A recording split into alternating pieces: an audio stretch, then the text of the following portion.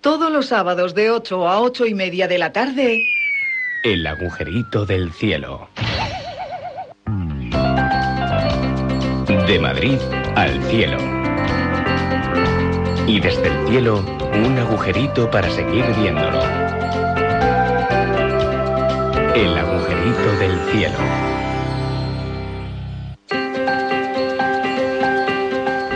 ¿Qué tal, amigos? Buenas tardes. Ya se nos han terminado las vacaciones de Semana Santa, pero hay muchas cosas agradables. Esperamos que una de ellas sea nuestro paseo semanal. Cogeremos nuestro autobús del tiempo y viajaremos al misterio, al mundo de las leyendas, de apariciones y hechos extraños que aún hoy se siguen produciendo. Nos bajamos del autobús y pasearemos por las aceras, porque no hace mucho tiempo, en Madrid, no había ninguna. Estaremos encantados de acompañarles Vicky Ibáñez, Fernando Galán, Eduardo Cordo, José Luis García, nuestro técnico Juan Miguel Rodríguez y quien se lo está contando, Ezequiel Triñaque. Les recuerdo nuestro correo electrónico, madrid@elagujeritodelcielo.es. Y acuérdense del Facebook, El Agujerito del Cielo. Ahí pueden escuchar todos nuestros programas. Buenas tardes, Vicky. Hola, buenas tardes. José Luis. Buenas tardes. Fernando, Eduardo. Buenas tardes. Buenas tardes a todos.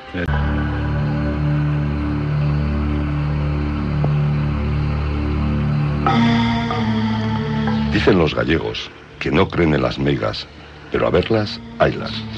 En todos los pueblos conocidos ha habido, hay y seguramente habrá historias de fantasmas, apariciones y otros hechos fuera de lo normal que aterrorizan y sufren a aquellos que se han encontrado con ello.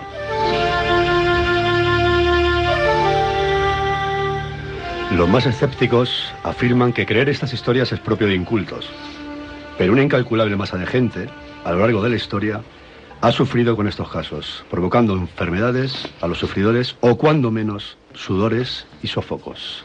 En Madrid, ciudad antigua y crisol de culturas, los madrileños tenemos innumerables casos documentados desde antaño, si bien a mayor antigüedad, mayor acercamiento a la leyenda y menos fiable parece resultar la historia.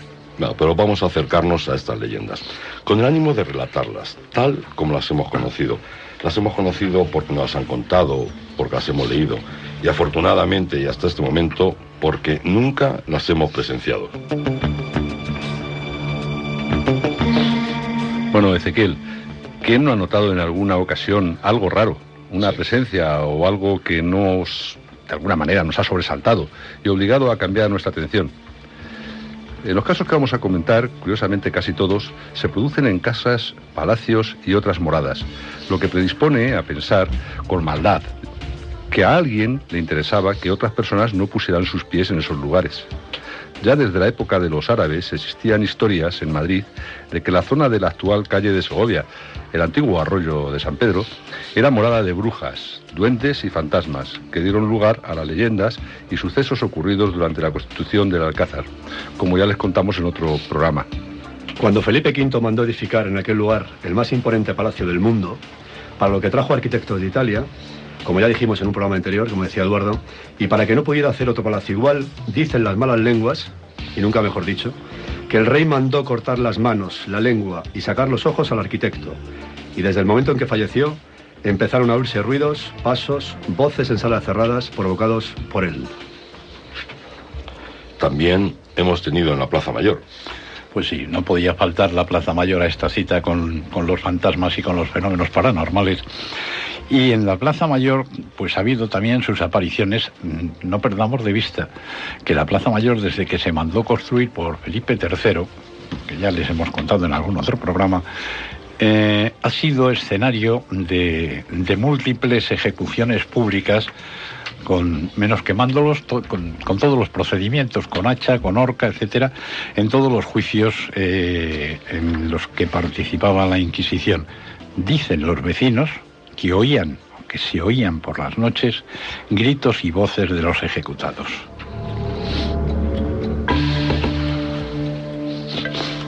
Hay espíritus que parece que no se van a ir nunca. Y si no, escuchen lo que ocurrió en la Casa de las 7 Chimeneas.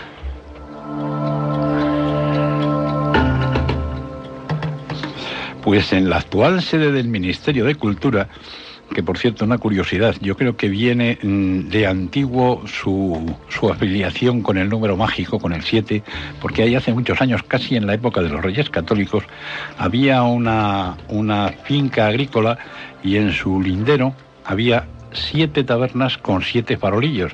Luego, cuando han construido, han hecho una casa con 7 chimeneas. Es decir, parece que el edificio viene abonado al número cabalístico ya de antiguo. Antes de construirla, lo que había allí era una finca agrícola que, con su huerta, con su tal, donde iban los madrileños a recrearse los días festivos. Parece ser que el edificio lo mandó construir un montero del rey para su hija recién casada o que se iba a casar.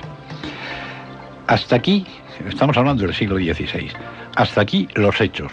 A partir de este momento empieza la leyenda y, como ya saben ustedes, cualquier leyenda que se precie tiene multitud de versiones. Nosotros no se las vamos a contar todas, naturalmente, pero así aquellas más llamativas. Una de estas versiones que tratan de lo que sucedió en este edificio tiene que ver con el enlace matrimonial del capitán Zapata y una camarera al servicio del rey llamada Elena. No sabemos muy bien si esta Elena es la hija del montero del rey, si el tal montero del rey era el padre de esta chica o era un montaje de acuerdo con el rey, pero no nos vamos a enredar en esa historia.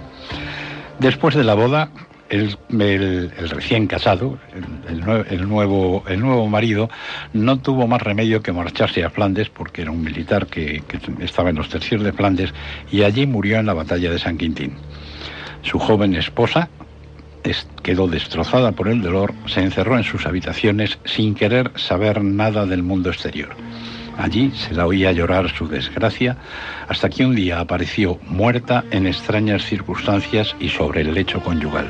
Sí, pero no se sabe bien cómo el cadáver desapareció, y las malas lenguas dicen que había sido emparedado en algún lugar de la casa. Al poco, el padre de Elena se ahorcó de una de las vigas. Felipe II ordenó una investigación para tratar de eliminar el rumor que le unía sentimentalmente con su camarera. Pero no salió nada de esa investigación y aún así, hasta hoy, no sabemos qué pasó realmente.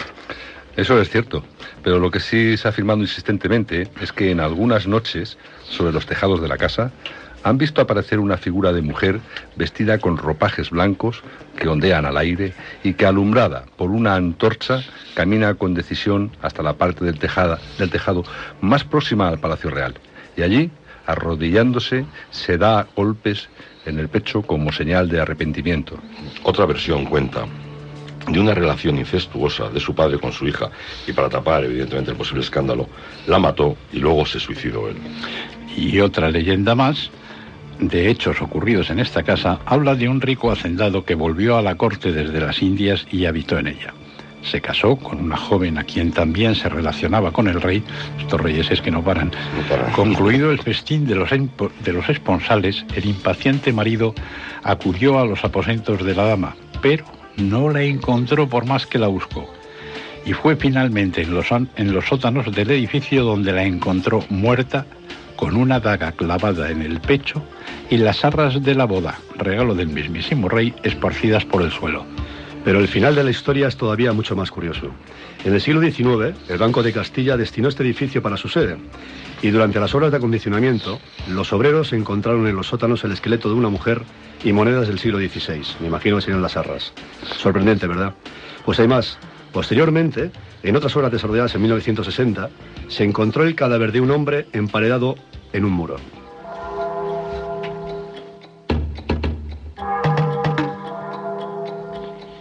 Vamos ahora a pasar por el Museo Reina Sofía, que créanme, también tiene lo suyo. Y tanto, se lo vamos a contar.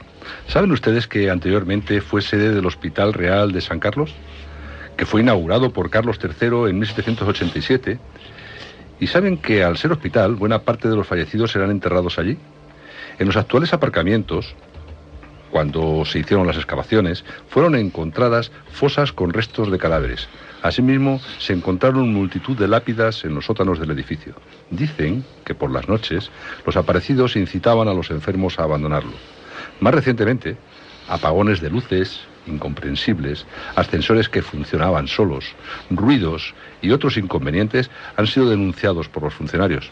Dicen también que se han visto grupos de monjas deambulando por los pasillos, o que monjas transparentes, no son monjas al servicio del museo. Empujones a alguna funcionaria que se han quejado de recibir estos empujones sin que hubiera nadie a su alrededor capaz de hacerlo. Y dicen también que el espíritu de Picasso anda por allí desde que el Guernica fue instalado en el museo. También hay quien afirma que entre las apariciones figura un sacerdote que fue asesinado allí durante la Guerra Civil. Pero, para argumento realmente cinematográfico, el caso del guardia de corps.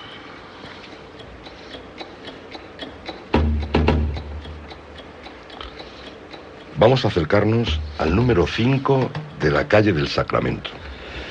Pues efectivamente, donde vivía una noble y bella dama, que la tal dama una noche vio pasar desde su balcón a don Juan de Echenique, joven oficial de la Guardia de Corps, apuesto, atildado, galán y con fama de licencioso y mujeriego. Don Juan, que lucía su uniforme de casaca azul, con rojos puños vueltos, peluca blanca de bucles y sombrero de 3 candiles, se adornaba con banderola roja y espadín de puño de acero inglés. Impoluto en su imagen, se dirigía a la tertulia de doña Paquita. Tertulia en la que no habría juego, ya que música y literatura eran el centro de estas reuniones. Pero, y esto es lo que convocaba a nuestro oficial, asistían siempre un ramillete de jovencitas ante las que el guardia no era para nada insensible. Absoluto. Y esa tarde de la que hablamos era realmente desapacible, como de Semana Santa. La lluvia había formado grandes charcos que don Juan tenía que sortear para no estropear el brillo de sus zapatos ni el lustre de sus hebillas. Llega a la calle del Sacramento y allí le llamó la atención un balcón lleno de intensa luz. Y aquí empieza el misterio.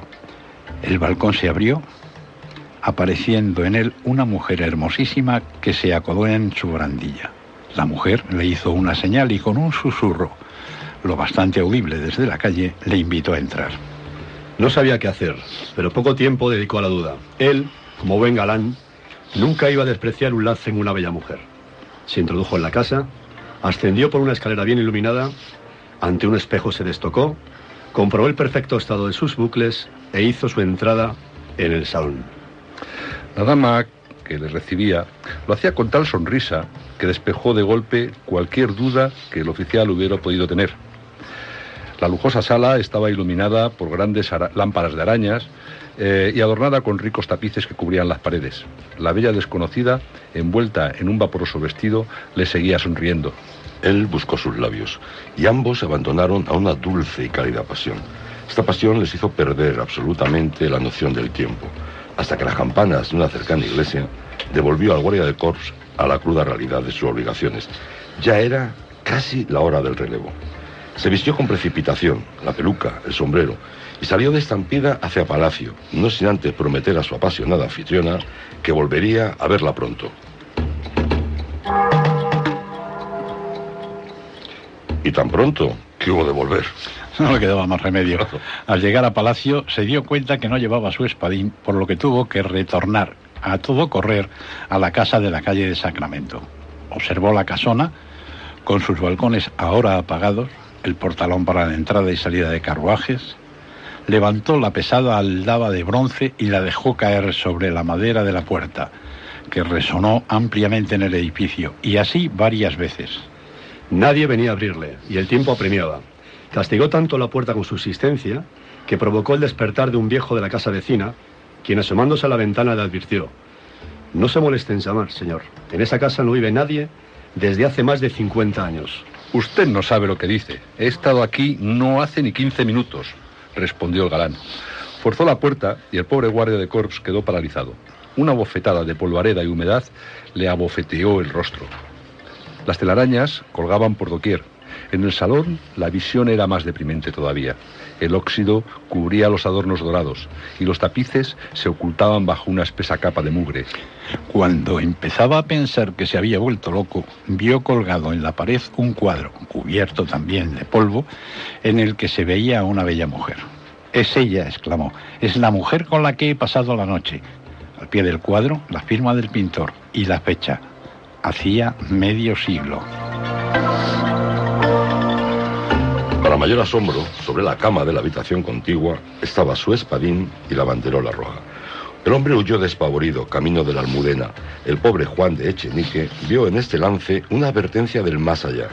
Dejó por fin su disipada vida e ingresó en un convento.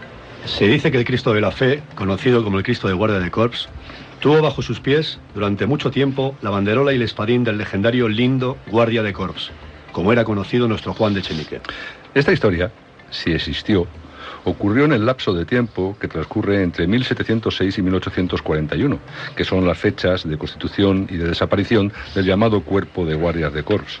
Estos no eran otra cosa que los protectores inmediatos de la familia real, y tuvieron su aposento en el cuartel de Conde-Duque.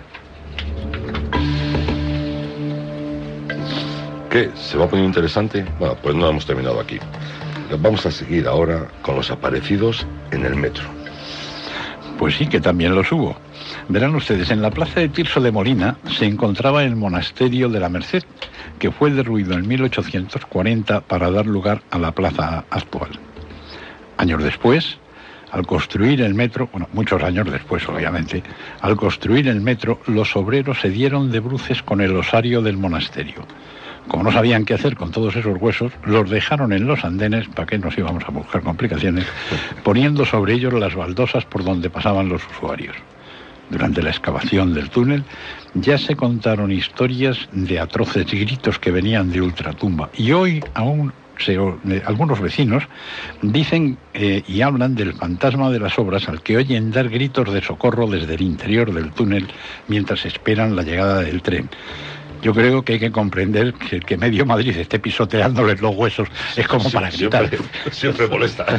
Siempre molesta, efectivamente. Se enfadan con nada. Ahora nos paramos en la calle de Ayala. Existía allí una casa de meretrices, prostitutas para lo de la ESO, un chalet enclavado entre edificios más modernos, y ya en el siglo XX se decía que en las noches se oían ruidos y gritos que de allí procedían. Afirman que en el pasado, en plena faena, falleció en brazos de Chuchurri un obispo que allí acudía para aplacar sus furores. Y ahora les vamos a hablar de lo que ocurrió en la llamada Casa de los Duendes. Imagínense que hasta Fernández de los Ríos recogió este hecho. El hecho sucedió efectivamente en la calle Mártires de Alcalá, según cuenta de los Ríos, en la confluencia con la calle de Santa Cruz. Allí existía una casa, ya desaparecida, que sus propietarios no eran capaces de alquilar, a pesar de ser una excelente casa de finales del siglo XVI. Esta casa era conocida en Madrid por los duendes que la habitaban. Pues bien, decía Fernández de los Ríos que unos supuestos sujetos de baja estofa que allí se colaron para efectuar una timba fueron recriminados por unos enanos que de repente aparecieron y que manifestaban su disgusto por la algarabía de los jugadores. Estos, enfrascados en la partida, no hicieron ni caso.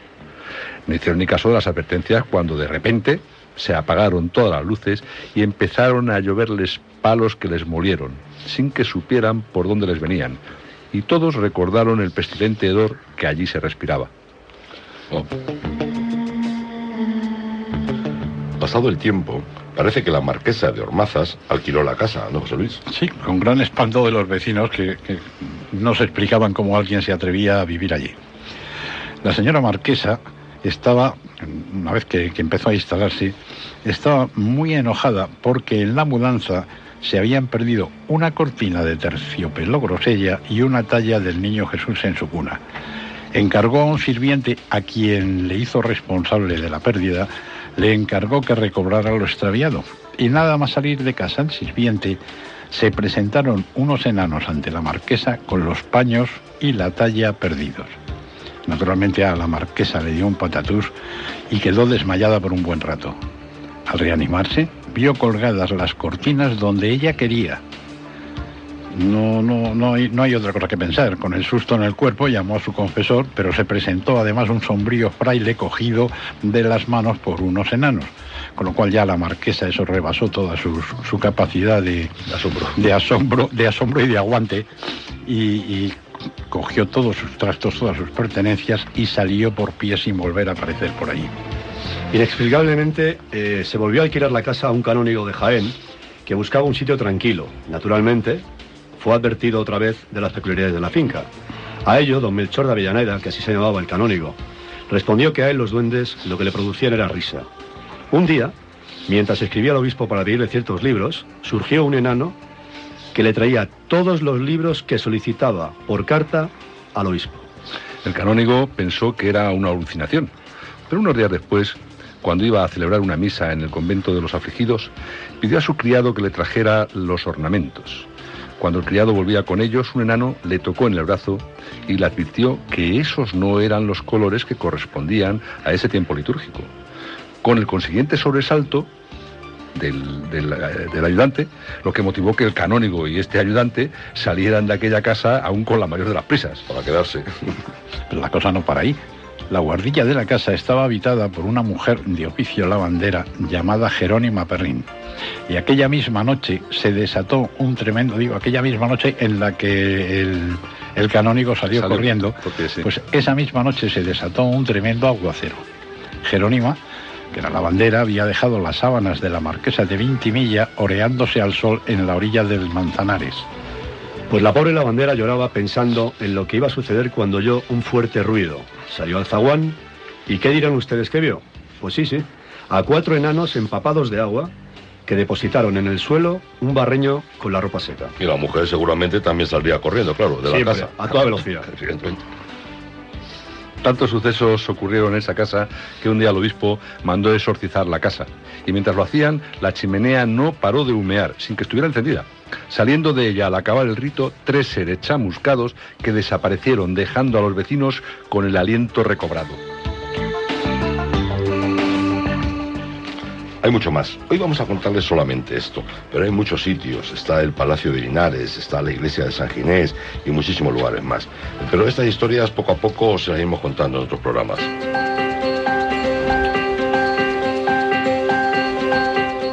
Algo tan cotidiano para nosotros como son las aceras no eran tan frecuentes en Madrid.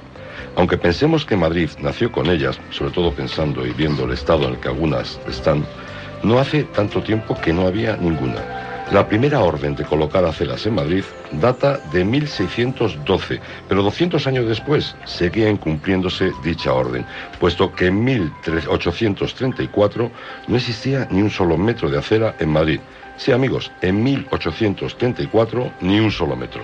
Aquellas primeras aceras deberían ser colocadas según la orden del Consejo de Castilla por los propietarios de las mismas casas. Estas deberían ser de 1 metro de profundidad y todo lo ancho de la longitud como anchura de la fachada tuviera cada propiedad. La idea de la Junta de Castilla era que, así como cada uno hiciera su propia acera, estas se irían uniendo y no sería necesario desembolso alguno por parte de las arcas del Estado. A los madrileños de la época no les hizo mucha gracia la ideita. Las aceras eran consideradas innecesarias, puesto que estaban muy acostumbrados a lidiar con los carruajes y animales que pasaban incesantemente por aquel Madrid. Aunque no era del agrado de los madrileños, había que reconocer que existían numerosos accidentes de latigazos recibidos por los viandantes por parte de los conductores de las carretas y carruajes. No olvidemos que en esa época el sentido de la circulación se efectuaba por el lado izquierdo de la vía, con lo que el cochero, aposentado en el lado izquierdo también de la carreta, al fustigar al animal de tiro que llevaba, por más de una vez, no atinaba al animal y sí a algún viandante que pasara por allí. Pues bien, se cambió la ordenanza del sentido de la conducción, pasando al sentido derecho de la vía y el conductor en el izquierdo, como en la actualidad, con lo que la fusta quedaba en el centro de la vía, evitando así los fustazos de los conductores. Pero sigamos con las aceras. La primera calle donde se estrenaron aceras en Madrid fue en la calle Carretas, que ya saben ustedes que discurre entre la Puerta del Sol y la Plaza de Jacinto Benavente. Hoy les deseamos contar por qué la calle Carretas se llama así, pero como se dan cuenta no tenemos tiempo para mucho más. Las primeras aceras que se pusieron en Madrid, junto con la calle Carretas que hemos mencionado, es también en la calle Montera. Y en el próximo programa le vamos a contar por qué Carretas y por qué Montera tienen ese nombre. Señores, esto se ha acabado. José Luis, buenas tardes. Buenas Eduardo, tardes. Buenas tardes. Buenas tardes. Fernando, muchas felicidades a ti y a tu esposa Joana, Gracias. porque sabemos que es tu aniversario. Mucha felicidad y a pasarlo bien. Muchísimas gracias. Y señores, ya saben, aquí en la Inter, el sábado que viene, un saludo de Ezequiel Triñaque.